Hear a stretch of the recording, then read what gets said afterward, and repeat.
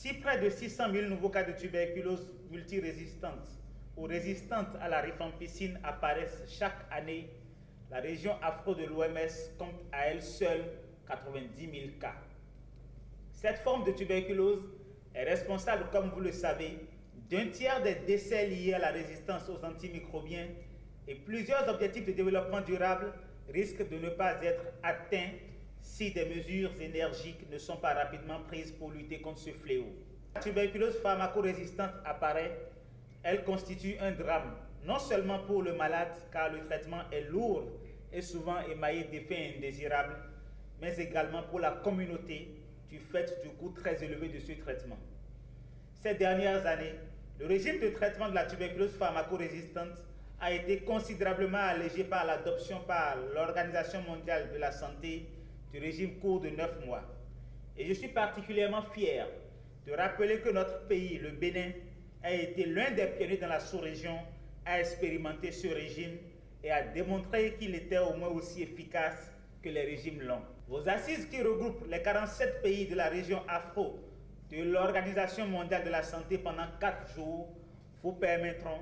de partager le plus largement possible les nouvelles recommandations et les meilleures pratiques en matière de gestion programmatique de l'infection tuberculeuse latente et de la tuberculose pharmacorésistante, d'identifier les obstacles à une mise en œuvre efficace de cette directive et de tirer de cette discussion les questions de recherche opérationnelle et de mise en œuvre que les pays doivent aborder pour surmonter ces obstacles.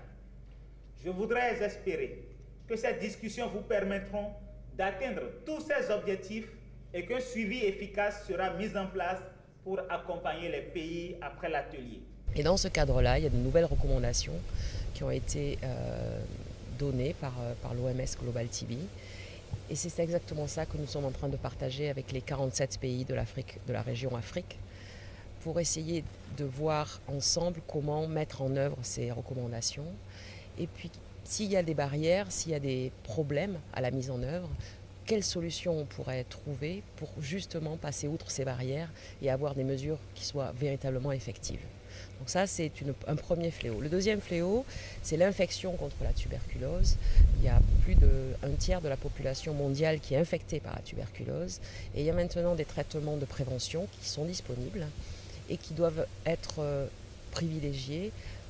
pour les patients, pour l'entourage des patients qui ont une tuberculose. Donc il faudrait à terme pouvoir traiter de façon préventive tous les gens qui sont en contact de la tuberculose afin que ces gens-là ne développent pas la tuberculose à leur tour et pour essayer de mettre fin à l'épidémie de tuberculose. Vous serez, une fois de retour chez vous, vous avez une responsabilité particulière dans le sens où la prise en charge de ces infections qui constituent un réel problème de santé publique, vous aurez à les refléter ou à les mettre en œuvre au niveau de vos pays respectifs. Votre responsabilité est grande et ce n'est pas pour rien que nous avons dans chaque délégation le responsable du laboratoire national et le responsable du programme. Donc ce n'est qu'en ayant ces actions conjointes qu'on pourra enfin lever la tête et regarder et dire que la prise en charge de cette tuberculose